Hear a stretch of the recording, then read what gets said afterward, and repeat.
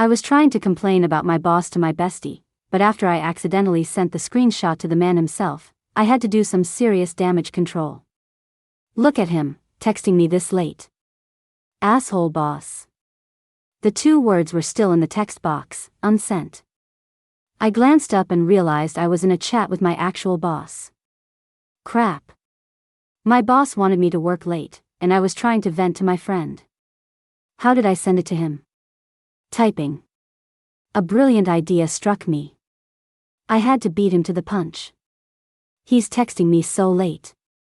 You don't think he likes me, do you? He never asks anyone else, only me. He's definitely into me. I mean, who wouldn't love a boss that handsome and rich? What if he already has a girlfriend? But whenever he messages me, I just can't control myself. My heart races every time he talks to me. He has no idea that when I see his lips, all I want to do is kiss them. Let's make a bet. If he says one more word to me, I'm going for it. That night, my boss didn't say another word to me. 6 months after graduating, I finally landed a job as an executive assistant for $8,000 a month. I was so happy I couldn't sleep for 3 days. On my first day, after signing the contract, I walked into my new workplace, the executive suite, full of anticipation. A colleague greeted me. "You're the new assistant, right? Your desk is over there." She pointed to the empty desk next to her. After tidying up a bit, I heard her say, "Welcome to the revolving door." I looked up, confused. My colleague kindly explained, "This position has the highest turnover rate in the company. Every new person sits right there. They call it the permanent seat for the temporary assistant. Good luck." After being unemployed for 6 months, there wasn't much that could faze me. As a total newbie, I had none of the caution of a lamb walking into a lion's den. I was too naive, thinking that as long as I did my job well, everything would be fine. My colleague in the executive suite gave me a "you're on your own" look. At first, I didn't get it. I finally understood after I'd made 12 cups of coffee for my boss, Mike Ford, and he still wasn't satisfied. My colleague tried to encourage me. "Hang in there. If Mr. Ford hasn't fired you after a month of making coffee, you'll pass your probation." I was shocked and confused. "You're saying the entire 1-month probation is just making coffee until he's satisfied?" She nodded. This was ridiculous. But it didn't matter. For $8,000 a month, I'd make 100 cups of coffee if I had to. Coffee? I was on it. Full steam ahead. But I had no idea that month was just the tutorial. The real game began after my probation ended. I honestly didn't think I'd make it, but on the very last day, after I brought Mike his coffee, he did something unprecedented. He looked up at me and said, "Make it like this from now on." I was still processing what that meant. He'd already looked back down at his work. "Go handle the paperwork to become a full-time employee." He said it so casually, like he was commenting on the weather. I walked out of his office in a daze. After a month of this, my spirit was almost completely broken. Turns out, it only takes a month to go from a corporate drone to the office zombie, a zombie that smells faintly of coffee. My colleague, Judy, took me to HR to finalize everything. She was humming a little tune, looking even happier than I was. The happier she got, the more nervous I felt. "Judy, why are you in such a good mood today?" She wasn't about to drop some huge new responsibility on me, was she? Judy beamed. "Because you're staying." For a second, I thought maybe there was still some kindness left in the world. The next second, reality slapped me twice across the face. "Lucy, what would I do without you? You're a lifesaver sent from heaven. Do you have any idea that if you left, I'd be the one stuck dealing with that pain in the ass, Mike? You know how it is with rich kids, they're nothing but trouble. Especially since he just took over the company and is desperate to prove himself. Have you seen him take a break? He doesn't rest, which means we don't get to rest. And it would delay my plans to get married and move abroad. Now that you're here, someone can take over my duties and serve that demanding jerk." I was speechless. True despair isn't loud and dramatic. Judy patted my shoulder encouragingly. You know, very few people make it past the trial period. I knew from the start you were different. No, Judy, that's not what you said yesterday. Yesterday you said you'd take me out for a farewell dinner when I quit. Judy continued, I was just waiting for you to become official so I could teach you the real ropes. From now on, I'll be your mentor here. Don't worry, you won't be mistreated by me. Because I'd be getting all the abuse from our boss, Mike Ford. After 2 straight weeks of staying up until midnight revising a PowerPoint for my boss, I finally understood why Judy had been so eager to teach me everything she knew, without holding anything back. She even bought me bubble tea all the time. It was because she never wanted me to leave. Because Mike Ford wasn't human. What kind of monster becomes a CEO, anyway? 6 months ago, my social media feed was, please hire me. I'll be your loyal workhorse until the day I die. I'll do the jobs dogs won't. I'm a better worker than any dog. Now, my feed looks like this, I'm so tired.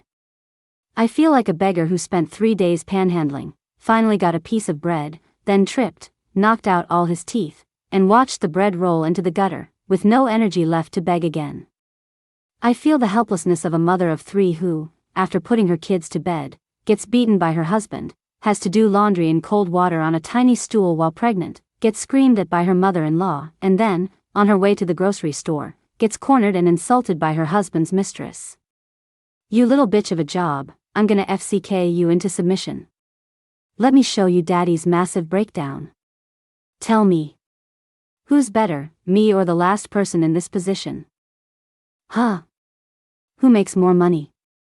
You little tramp, did he work you this late every night, too? Say it. I did you the day before yesterday, I did you yesterday, and I'm still doing you now. On and on and on, I'll work you to death. Say it. What are we now? My best friend, seeing my posts getting increasingly unhinged, sent me an urgent message. Sarah, Lucy, are you okay? Me, I'm fine. I'm not dead. Yet. I barely had the energy to type. Young and dumb, I dreamed of a Land Rover, never knowing the hell of a 9 to 5. I used to tell you not to give up on life. Then I started this job. I was wrong. So wrong. If I didn't need the money, I wouldn't work this goddamn job for another day. Sarah, you're not still at the office, are you? It's not safe this late. I'll come pick you up. My resentment was so thick you could cut it with a knife. Ghosts would take a detour to avoid me. No, it's fine. I'm already back at my apartment. I'm already in bed. My bed is the best. It doesn't ask questions, it doesn't criticize you, it's soft and warm, and it's always waiting for you. Beds are just the best. Sarah, if it's that bad, maybe you should just quit? Me, if I quit, my mom would break my back. I finally found a job and escaped my family. I can't go back. Sarah, I quit my job recently and started doing social media. When I make it big, I'll hire you as my assistant. I immediately started sucking up. Please, I'll be your loyal dog. Sarah? You're not well. Me, just don't use the word assistant. It gives me PTSD. I always feel like there's work I haven't finished. As if the universe was messing with me, speak of the devil and he shall appear. 1 second I was thinking about work, and the next, work came knocking. When I saw the message from my boss, Mike, my vision went black. I wanted to faint on the spot. Mike, are you there? Send me the revised PowerPoint. I really didn't want to send it to him. I'd been revising that damn presentation since the afternoon and had already gone through 5 versions. Mike was nitpicking every little detail. I decided to pretend I was asleep and didn't see the message. It's 10 p.m. It's perfectly reasonable to be asleep, right? The more I thought about it, the more reasonable it sounded. Feeling no guilt, I took a screenshot to send to my bestie to complain about Mike the slave driver making me work so late. I was going to rip him to shreds. Look at him, texting me this late. Asshole boss. The 2 words were still in the text box, unsent. Something felt wrong. I glanced up and suddenly realized this was my chat with my boss. Crap. Has my brain turned to mush from all the overtime? How could I have sent the screenshot to my boss? Typing. Did he realize I was about to screenshot our chat to complain about him? Is he going to fire me out of anger? No, I have to salvage this. A brilliant idea struck me. Beat him to the punch. I decided to play along and spin my complaint to my best friend into something completely different. He's texting me so late. You don't think he likes me, do you? He never asks anyone else, only me. He's definitely into me. 10 o'clock at night. The perfect time for lonely hearts. Once I took that first leap, I was 99% of the way there. With that thought, I shed all my inhibitions and just went for it, completely shameless. I mean, who wouldn't love a boss so young, successful, handsome, and rich? What if he already has a girlfriend? But whenever he messages me, I just can't control myself. My heart races every time he talks to me. He has no idea that when I see his lips, all I want to do is kiss them. You have no idea how much I love working late, especially with him. Just the 2 of us, it's like a secret office affair. His deep, magnetic voice. It's like he's whispering in my ear. It makes my legs go weak. I'm done for, I've fallen for him. What kind of spell has he cast on me? I'm completely hopeless. Let's make a bet. If he says one more word to me, I'm going for it. Fortune favors the bold, right? You have to go after what you want. Hey, bestie, why aren't you saying anything? I waited a minute. The typing indicator was gone. Making sure he'd seen it all, I pretended I'd sent the messages to the wrong person and quickly unsent them. OMG. Wrong person, ah. I waited a few more minutes, feigning panic, then sent him the PowerPoint he'd asked for. Me, Mr. Ford, here it is. Please let me know if there's anything else you'd like me to change. Mr. Ford said nothing. I was satisfied. This time, I made sure I was in the right chat window and sent the screenshots to my bestie, Sarah. The screenshots were of the crazy messages I just sent my boss, which I'd saved before unsending. A true psycho always admires their own handiwork. I was no exception. Sarah, are you sure you haven't lost your mind? Me, I've been feeling so much better ever since I went crazy.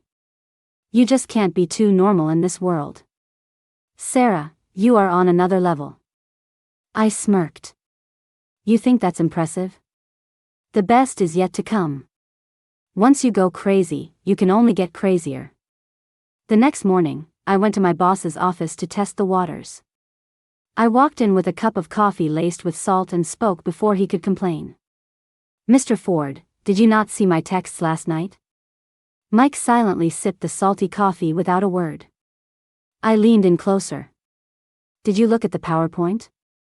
Mike flinched back instinctively. Oh, the PowerPoint. It was fine. Good enough. No more changes. I blinked. Did Mr. Ford see anything else, perhaps? Mike flatly denied it. No. I pretended to be relieved. Before I knew it, Mike had finished the entire cup of salty coffee. I stared intently at his lips. If you're going to act, you have to go all in. After all, last night I did say, when I see his lips, all I want to do is kiss them. I don't know if it was my burning gaze or something else, but Mike suddenly felt very thirsty. And a little hot. He thought to himself, did she put something in this coffee? Duh. I put a whole spoonful of salt in it. It's a miracle you didn't choke. Seeing him looking parched, I kindly poured him a glass of water. As he reached for it, I deliberately brushed my fingertips against the back of his hand. He dropped the glass as if he'd been burned.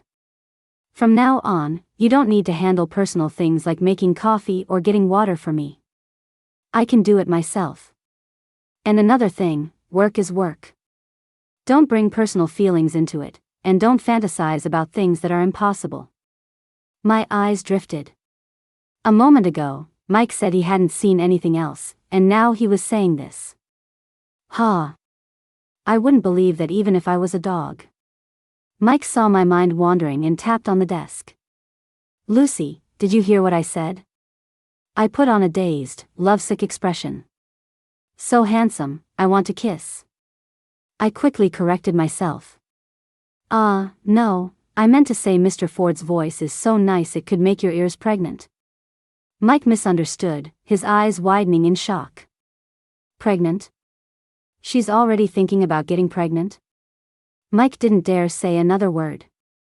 I took the initiative. Mr. Ford, is there any other work you need me to do?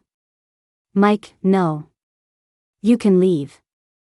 When he said no work, he meant it. I slacked off for the entire day. I kept an eye on Mike's office. Whenever he came out, I'd sigh dramatically, staring at him with a look of longing and disappointment.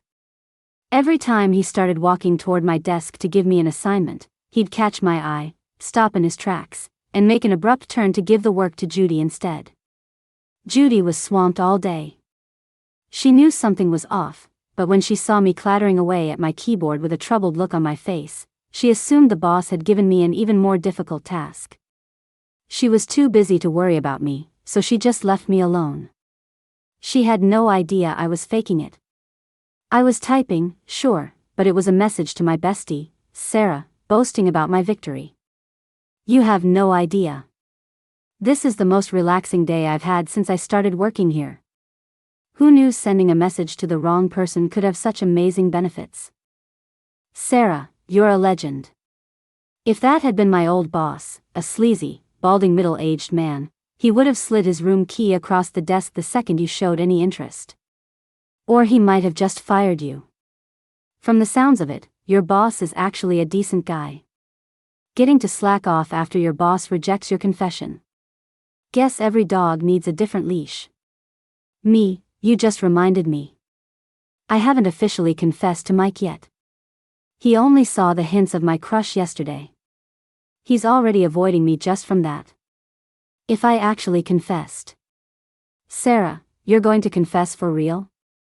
Me, of course. Right now, we're just in the mutual suspicion phase. It'll be more exciting if I make it clear. If I make it clear, I'll have a perfect excuse to slack off. Sarah, aren't you afraid he'll fire you? Me, I don't think he will. I asked around today. Mike has been single for years, so there's no wife to come after me. And it costs a lot for our company to train new people. I've learned everything Judy taught me. If I leave, it would be a pretty big loss for him. The worst he can do is not promote me. Besides, I haven't actually done anything to harass him. It's just a confession. Plus, I looked it up online. There are plenty of cases where people confessed to their boss, got rejected, and then successfully slacked off while collecting a paycheck for years. And besides, I have a backup plan. Sarah, woman, you are playing with fire. Me, the bolder you are, the bigger the reward. Go big or go home. My future of slacking off depends on this one move. Once you get a taste of something sweet, you want more. And once I got a taste of slacking off, I was hooked. I hyped myself up and decided to go all in. I was going to pull off something big after work. When it was time to leave, I lingered at my desk. Judy asked, "You've been busy all day and you're still not done?" It looked like I'd been busy, but I'd actually been playing around all day. But a smart corporate drone never reveals their slacking. Yeah, I said, dramatically rubbing my neck. Playing all day is tiring, too. You go ahead. I'll be here a little longer. One by one, everyone in the office left until only Mike came out of his office. My target had appeared. I quickly went over to him. Mike frowned at me. Why are you still here? Me, I'm always here at this time, Mr. Ford. Have you forgotten that we're usually the last two to leave? Mike suddenly remembered the texts I sent last night. He narrowed his eyes and tested me. You like working late? I nodded eagerly. Especially when I'm working with you, sir. Just the two of us, it's like a secret office affair. I didn't have to say the rest. He already knew because it was what I had accidentally sent him last night. Mike paused. You don't have to work late anymore. Really, sir?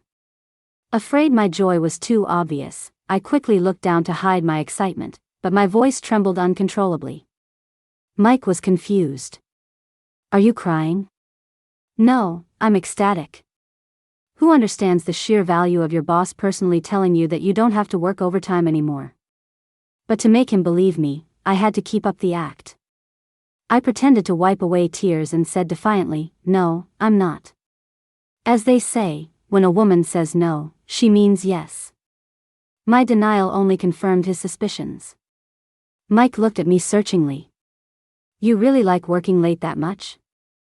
I kept my head down. I just feel it's my duty to help you with your workload. I'm happy to work late. After I said that, the air went strangely silent for a moment. The words were so insincere that I almost couldn't keep my voice steady. Mike noticed the tremor in my voice and naturally jumped to the wrong conclusion, thinking I was still upset about not being able to work overtime. He sighed. Lucy, are you doing this because you love your job, or because you're interested in me? I said nothing. My silence was my answer. I let him figure out the rest. Mike got the message. He rubbed his temples, a headache coming on. I'm sorry. I don't know when I gave you the wrong impression. I only texted you after hours for work. There were no other feelings involved. I mustered my emotions and looked up at him with doe eyes. But Mr. Ford, you only ever ask me. You never ask anyone else. I thought. Mike cut me off. That's because I respect your work ethic and wanted to give you opportunities to grow. I wanted to train you to be my right-hand woman. But you've disappointed me a little. Disappointed is good. He's probably disappointed that he failed to turn me into his personal workaholic super drone. I wasn't going to fall for his corporate gaslighting anymore. I'm sorry, Mr. Ford. I guess I got carried away. I'll know my place from now on. I won't bother you during your personal time again. Seeing that I wasn't going to press the issue, Mike breathed a sigh of relief. It's good to clear up misunderstandings early. Lucy, remember that I am your superior. Nothing can ever happen between us. From now on, do not contact me after work or during personal hours. I know this may be harsh for you, but it's better if we keep our distance. Right now, my only focus is work. I have no interest in a relationship. You shouldn't waste your time on me. After his rejection, Mike turned and walked away, cold and emotionless. I watched until his back disappeared from view, then let my true self out with a little jump. Yes. This is great. I got rejected, and now I don't have to work overtime. Yes, yes, yes. I was so excited that I had trouble sleeping, which made me 5 minutes late for work the next day. Normally, Mike would have something to say even if I clocked in on the dot. But today, the door to his office was quiet. Little did I know, the man inside had been secretly watching me for a while.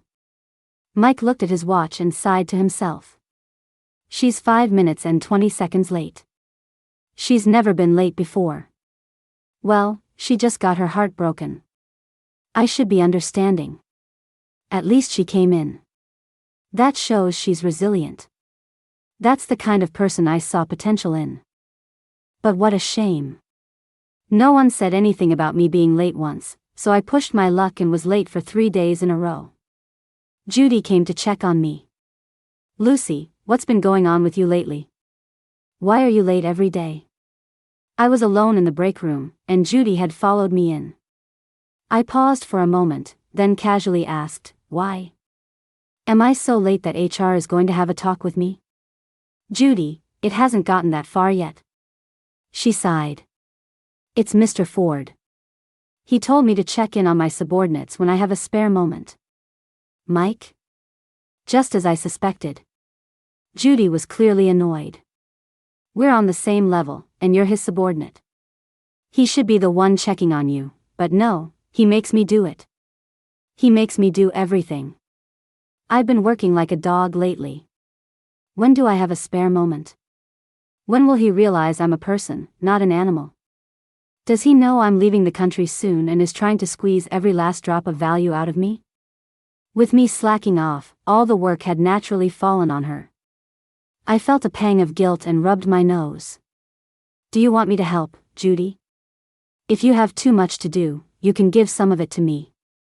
Judy forced a smile. For some reason, Mr. Ford specifically wants me to do it. If it doesn't kill you, it makes you work harder, I guess. Anyway, enough about me. Even though you're not my subordinate, I've been the one training you since you started, so I'm kind of like your mentor. Lucy, has something been going on with you? You seem so distracted and down. What happened to the drive you had when you first started? I was standing sideways to her, and the door was about 3 feet away. Out of the corner of my eye, I saw a familiar figure flash by. The deepest bond between an employee and a boss is that you'd recognize him even if he were a pile of ashes. I sensed Mike was hiding behind the door, eavesdropping. I instantly switched into character, my voice low. I've had some trouble sleeping these past few days. I can't seem to fall asleep until right before dawn. That's why I've been late.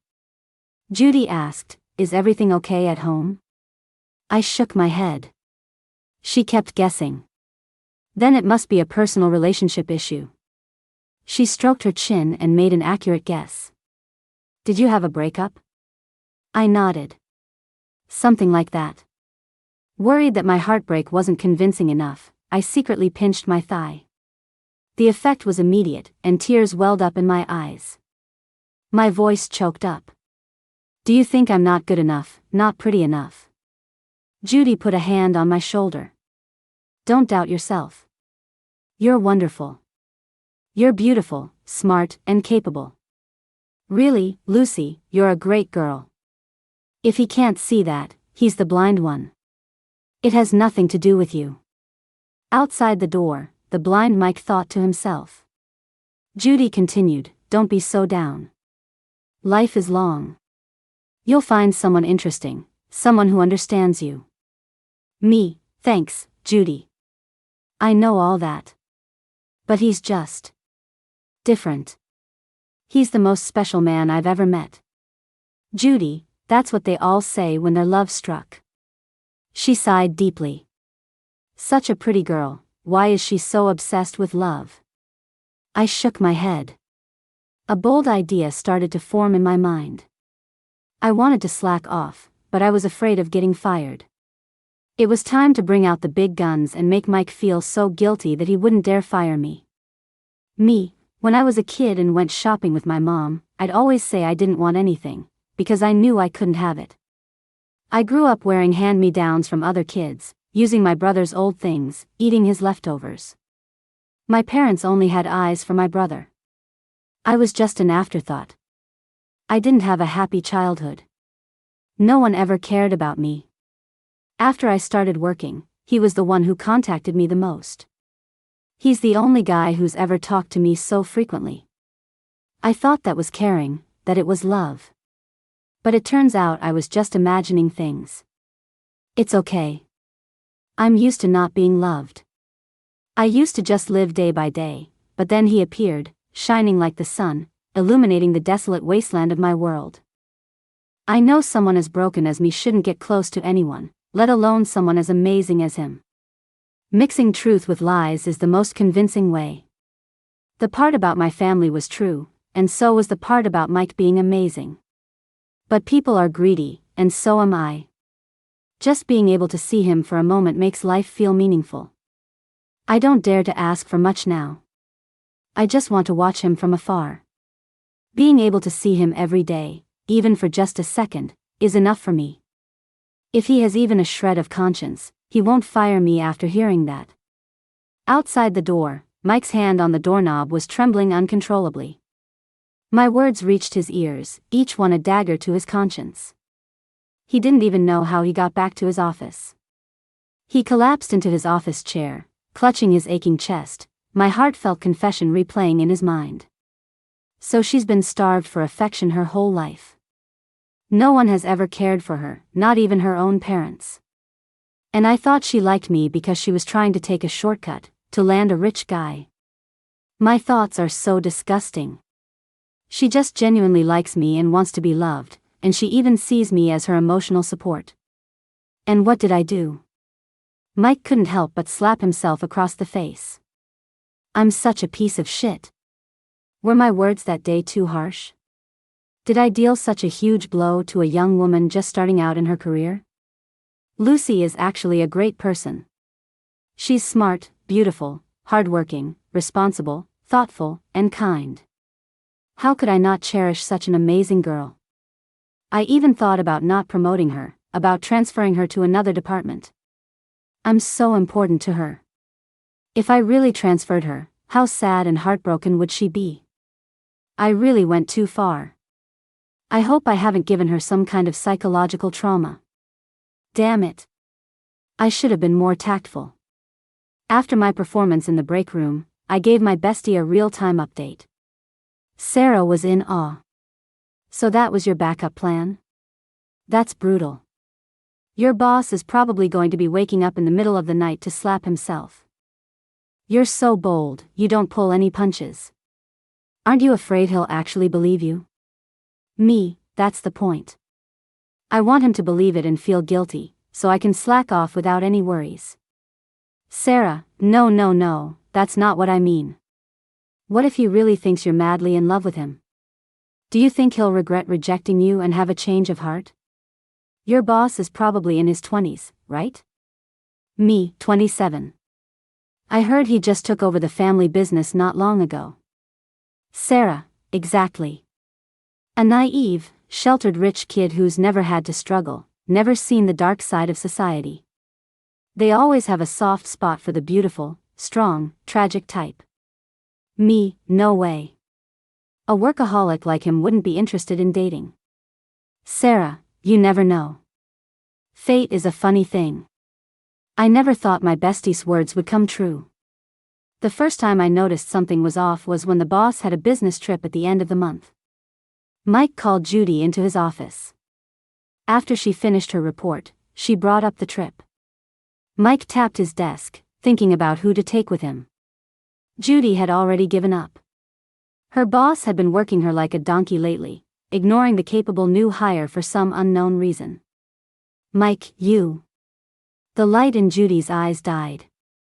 He continued, go tell Lucy to get ready. She's coming with me on the trip next week. The scenery there is nice. I'll take her to relax as compensation for hurting her.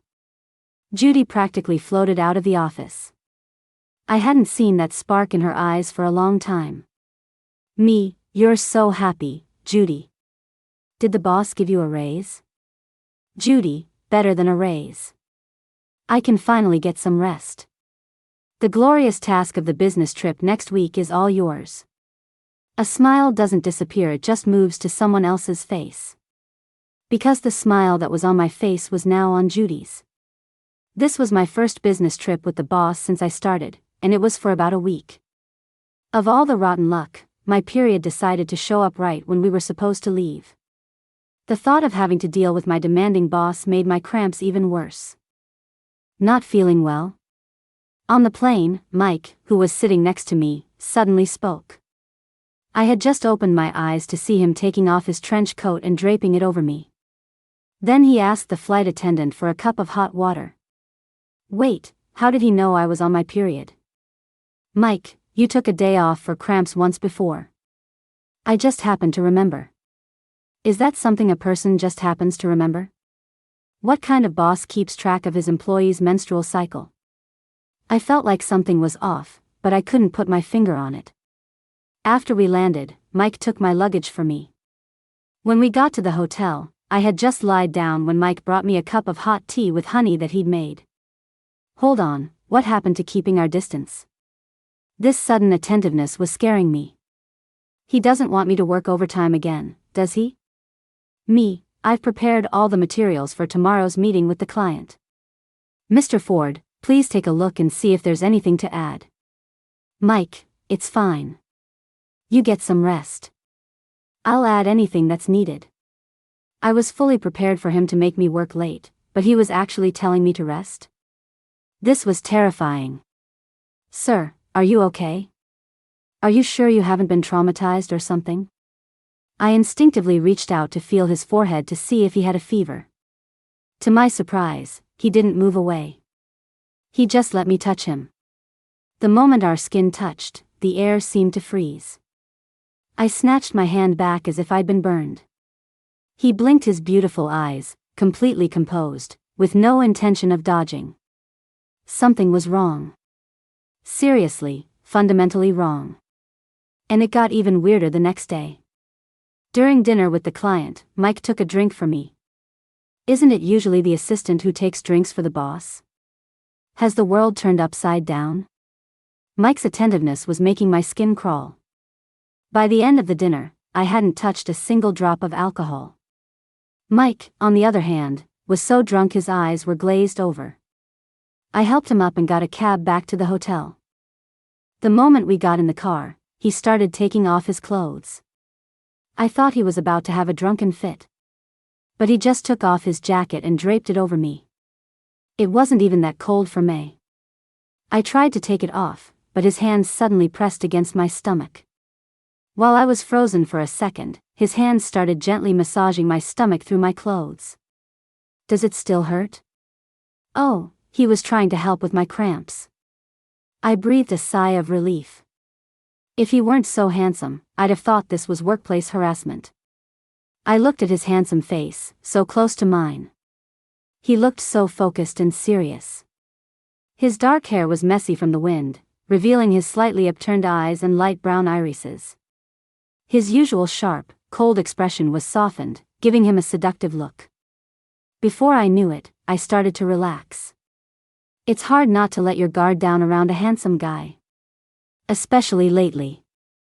I had pretended to have feelings for him to slack off, and Mike had gone from rejecting and avoiding me to actively taking care of me. I had sold my story, and he had clearly bought it. The line between boss and employee had become blurry. Mike, is that better? I was lost in thought, and when he spoke, I answered without thinking, not there, it's lower. He had been rubbing my stomach, not my abdomen. Hearing me, he said, okay, and decisively moved his hand lower. Finally, the right spot. His touch was just right, not too hard and not too soft. I don't know if it was the alcohol or something else, but the warmth from his palm was just enough to soothe the dull ache in my lower abdomen. I let out a soft sigh of relief. The driver in the front seat suddenly slammed on the brakes. Hey, this is a car. I run a respectable taxi service here. My face flushed. I quickly explained, we weren't doing anything. The taxi driver looked completely unconvinced. With a "don't you dare give birth in my car" expression, he floored it. Back at the hotel, after I got him settled, I was about to go back to my room next door. 1 second he was asleep with his eyes closed, and the next, he grabbed my hand. I turned around. Mike was sitting up, his shirt half open. His face was full of regret and self-blame, his voice hoarse and low. I'm so sorry, Lucy. I never realized how much my words hurt you that day. He held my wrist tightly. A single tear fell from his eye, its heat landing right on my pulse, making my heart thump erratically. I had never felt so guilty in my life. It's okay, Mr. Ford. I'm fine now. I'm going to live my life and love myself. Mike wasn't listening. I know you're just being brave. I heard what you said in the break room that day. I went back and did a lot of self-reflection. I shouldn't have hurt you like that. Lucy, in my eyes, you're beautiful, smart, ambitious, and independent. You're a truly wonderful girl. I was the blind one. I was too cold and heartless, so focused on work that I ignored your feelings. Great, I had achieved my goal of making him feel guilty, but it seemed to have gone way beyond my expectations.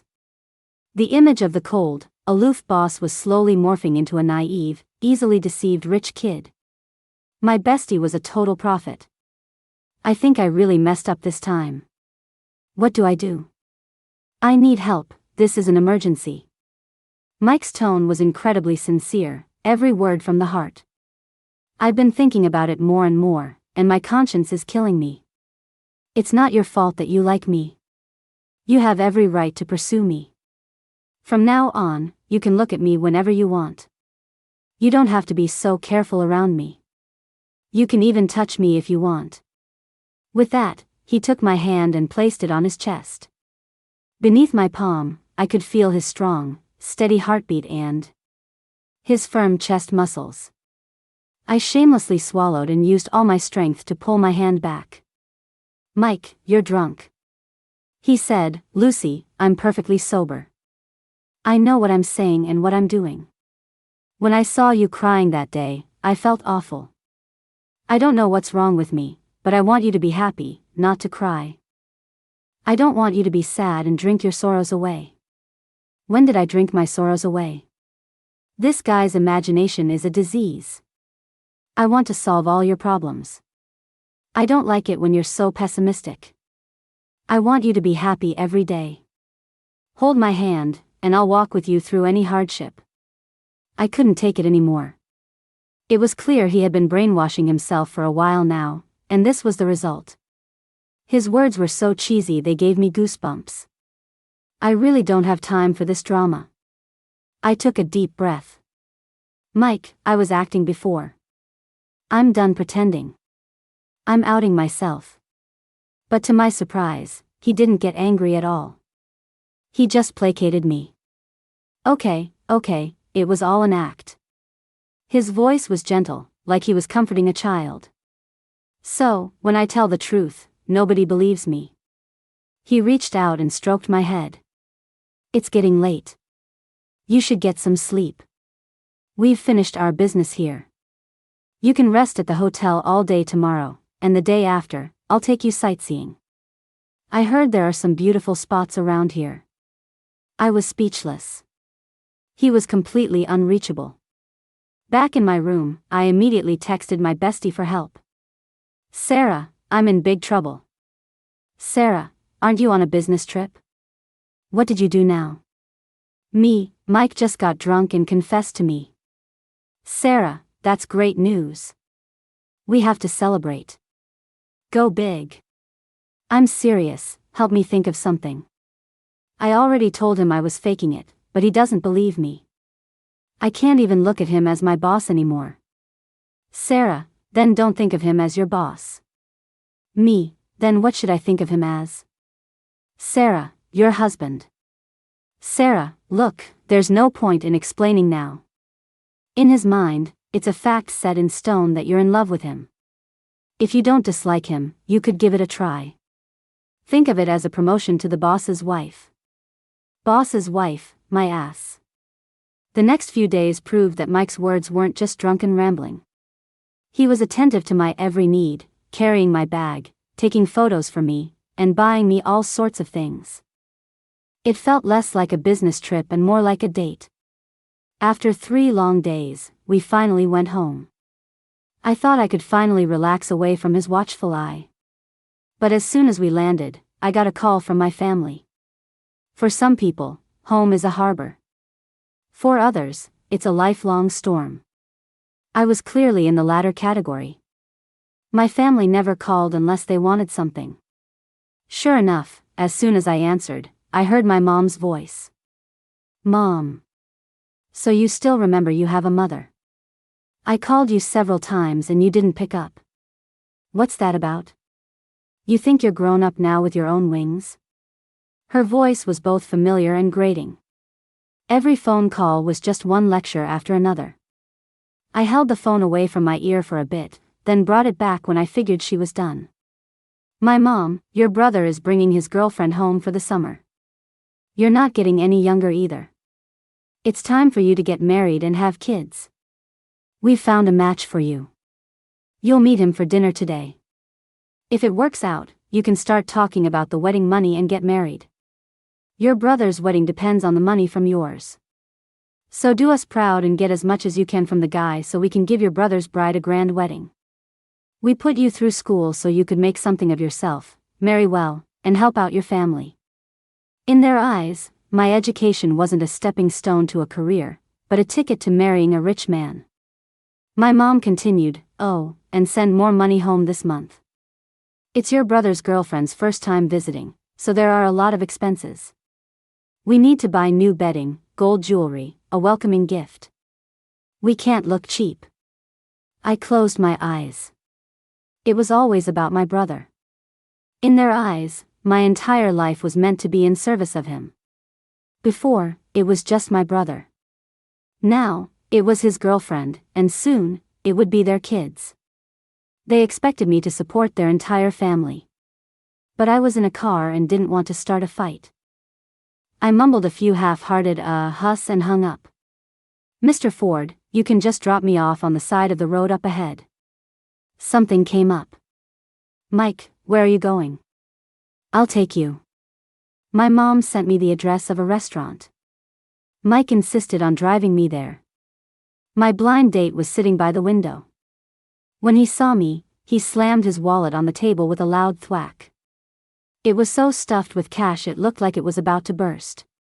I'd never seen anyone carry that much cash around. I was prepared for my date to be a creep, but I was still shocked by his greasy, pot-bellied, new money look. "You're the one whose name means, hope for a boy." That was my old name. I changed it to Lucy myself. I nodded and had just sat down when the guy started bragging about how rich he was. "I'm 38, in my prime. You won't lose out marrying me, it's a good deal." Comparing him to Mike was like night and day. Mike was way richer and never acted so arrogant. Now that I thought about it, Mike was young, handsome, rich, and well-behaved, a top-tier catch. Maybe my bestie's idea wasn't so bad after all. The guy rubbed his big belly and gave me a disdainful look. "You're a college graduate, right?" "I only went to vocational school. I want someone with a good education so she doesn't pop out a dumb girl like my first wife did. I like fat sons. If you can give me a son, I'll give you 20,000. I had been tuning out his nonsense, but when he mentioned he was divorced, I shot up. I stood up abruptly. "You've been married before? You have kids?" The guy was smugly confident. "What's wrong with that? A divorced man is worth more than a first-timer." He was so disgusting I couldn't listen anymore. I grabbed my bag to leave. But he grabbed my hand. "Where are you going?" "Your mom told me that if I give her 50,000, I can marry you and you'll pop out sons for me." I thought it was a bit steep, but now that I've seen you, I'm interested. 50,000, I'll wire it right now. You're coming home with me today." I laughed coldly. So this wasn't a date they were selling me. Any last shred of affection I had for my family vanished in that instant. I felt a surge of rage rush to my head. I wound up and slapped him hard across the face. "Are you insane? Let go of me or I'm calling the police." Instead of letting go, the guy tried to grab my waist. "You fking BTCH, how dare you hit me? My family's money is a compliment to you, arg." Mike, who was supposed to have left, suddenly rushed in, twisted the guy's arm, and flipped him over his shoulder. The guy landed face down on the floor like a dead pig. He landed on his face and knocked out a few teeth. He glared at us, his face contorted in rage. "You too. I'll remember you. Just you wait. I'll hire people to kill you." Mike shielded me behind him and stared at the guy coldly, as if he were looking at something dead. He stomped on the hand the guy was pointing at us with. There was a sickening crunch, followed by a scream that sounded like a pig being slaughtered. Ah!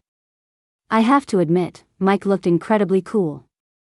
In that moment, he really was like a ray of light, instantly illuminating my dark and dreary world. Sometimes, falling for someone happens in an instant. So fast that I didn't even have time to react. Mike hadn't left after dropping me off.